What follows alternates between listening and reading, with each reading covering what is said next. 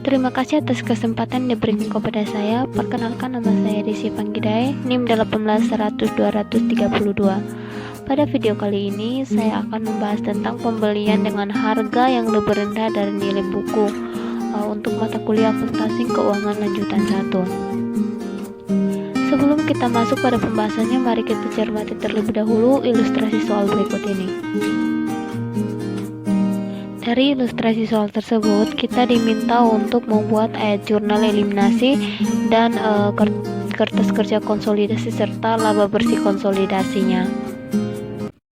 Pertama-tama kita akan membahas tentang pembuatan ayat jurnal utang obligasi untuk tahun 2011. Yang pertama yaitu ayat jurnal utang obligasi tahun 2011. Jurnalnya yang pertama yaitu pada tanggal 1 Januari 2011, yaitu jurnal untuk menjual obligasi ke PT non-afiliasi. Jurnalnya adalah K sebesar 110 juta pada sisi debit, pada utang obligasi sebesar 100 juta dan premi utang obligasi sebesar 10 juta di sisi kredit. K sebesar 110 juta merupakan harga obligasi yang dikeluarkan PT Anak, dan utang obligasi sebesar 100 juta itu merupakan nilai nominal dari penerbitan obligasi oleh PT Anak pada soal poin pertama. Kemudian untuk premi utang obligasi sebesar 10 juta didapat dari K sebesar 110 juta dikurangi dengan utang obligasi sebesar 100 juta. Yang berikut pada tanggal 30 Juni 2011, jurnal yang kedua yaitu jurnal untuk membayar bunga semesteran. Jurnalnya adalah beban bunga sebesar 5.500.000 dan premi utang obligasi sebesar 500.000 di sisi debit. Pada K sebesar 6 juta pada sisi kredit. K sebesar 6 juta didapat dari premi utang obligasi dari jurnal pertama sebesar 10 juta dikali dengan tingkat bunga 12% dan dikali dengan 6/12. Dikalikan dengan 6/12 karena pembayaran bunga obligasi dibayarkan setiap 6 bulan sekali, yaitu pada tanggal 31 Juni dan 31 Desember. Yang berikut pada tanggal 31 Desember 2011, jurnal yang ketiga yaitu jurnal untuk membayar bunga semesteran. Jurnalnya adalah beban bunga sebesar 5.500.000 dan premi utang obligasi sebesar 500.000 di sisi debit, pada K sebesar 6 juta di sisi kredit. Jadi total untuk beban bunga tahun 2011 adalah sebesar 11 juta yang didapat dari 5.500.000 dikali 2, dan nilai buku obligasi pada tanggal 31 Desember 2011 adalah nilai buku obligasi pada saat diterbitkan sebesar 110 juta dikurangi dengan amortisasi premi untuk tahun 2011 sebesar 1 juta yang didapat dari jumlah premi utang obligasi saat pembayaran bunga semesteran utang obligasi sebesar 500.000 yang dibayarkan setiap tanggal 31 Juni dan 31 Desember, sehingga menghasilkan nilai buku obligasi pada 31 Desember 2011 adalah sebesar 109 juta. Yang kedua yaitu ayat jurnal investasi obligasi 2011.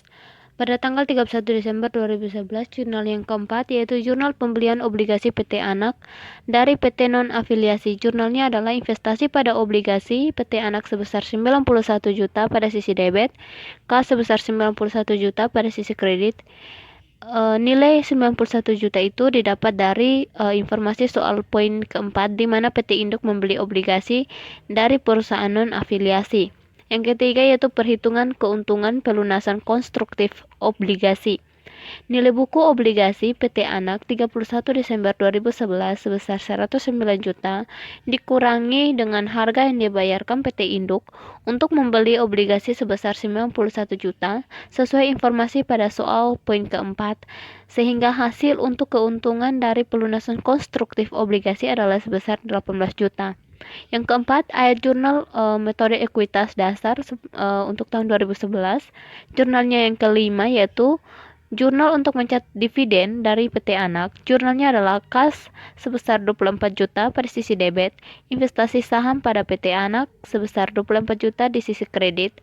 24 juta ini didapat dari dividen untuk PT Anak tahun 2011 sesuai informasi pada soal poin kelima yaitu sebesar 30 juta dikalikan dengan proporsi kepemilikan PT Induk sebesar 80%. Jurnal yang keenam yaitu jurnal untuk mencatat pendapatan metode ekuitas. Jurnalnya adalah investasi pada saham PT Anak sebesar 40 juta pada sisi debit, pendapatan dari anak perusahaan sebesar 40 juta pada sisi kredit. 40 juta ini didapat dari 50 juta dikalikan dengan kepemilikan 80%, hasilnya adalah 40 juta. 50 juta merupakan laba bersih PT Anak untuk tahun 2011 sesuai informasi soal poin kelima. Yang kelima yaitu kertas kerja konsolidasi tahun 2011. Jurnal yang ketujuh yaitu jurnal untuk mengeliminasi pendapatan dari anak perusahaan. Jurnalnya adalah pendapatan dari anak perusahaan sebesar 40 juta pada sisi debit, dividen diumumkan sebesar 24 juta, dan investasi pada saham PT Anak sebesar 16 juta pada sisi kredit.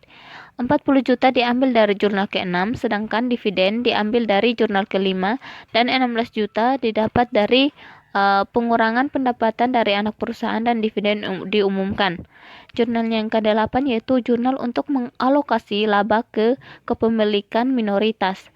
Jurnalnya adalah pendapatan untuk kepemilikan minoritas sebesar 13.600.000 pada sisi debit.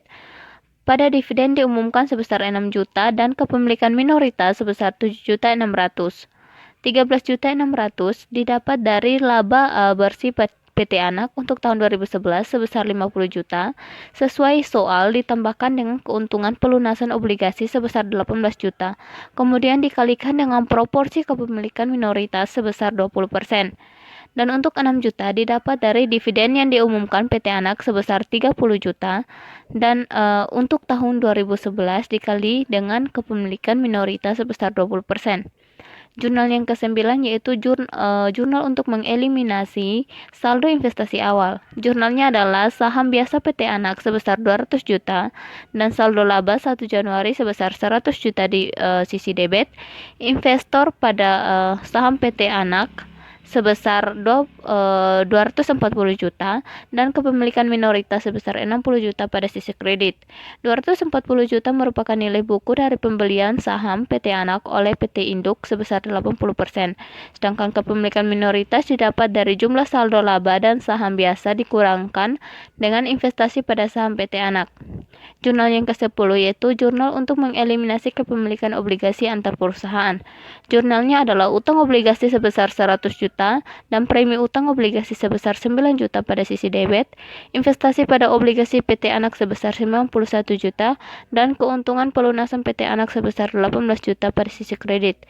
Premi utang obligasi sebesar 9 juta didapat dari jumlah investasi pada obligasi PT Anak dan keuntungan pelunasan obligasi dikurangkan dengan utang obligasi.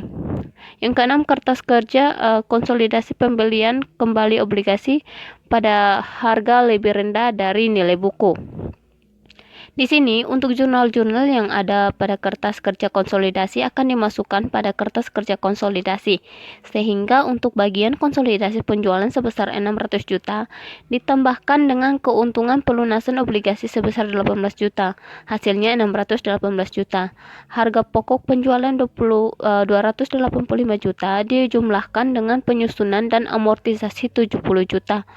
Beban lain 23.200.000 dan beban bunga 31.800.000. Hasilnya 410 juta. Jadi 618 juta dikurangi dengan 410 juta, hasilnya 208 juta. 208 juta dikurangkan lagi dengan pendapatan untuk kepemilikan minoritas sebesar 13.600, menghasilkan laba bersih dibawa ke depan sebesar 194.400. Kemudian saldo laba 1 Januari sebesar 300 juta ditambah dengan laba bersih sebesar 194.400, hasilnya 494.400, yang kemudian dikurangkan dengan dividen yang diumumkan sebesar 60 juta, menghasilkan saldo laba 31 Desember 2011 sebesar 434.400. Selanjutnya, kas sebesar 249.800 ditambahkan dengan piutang usaha 125 juta, persediaan 175 juta, tanah sebesar 215 juta, bangunan dan peralatan 1.400.000 juta, hasilnya 2.164.800.000 untuk posisi debit. Sedangkan untuk posisi kredit itu akumulasi penyusutan 77 juta, ditambahkan dengan utang usaha 200 juta, utang obligasi 200 juta, saham biasa 500 juta, saldo pada 31 Desember 434 juta 400 ribu, dan kepemilikan minoritas 67 juta 600, kemudian dikurangkan dengan premi utang obligasi sebesar 7 juta 200, sehingga dihasilkan kredit sebesar 2.164 juta 800 ribu. Yang terakhir yaitu laba bersih konsolidasi tahun 2011.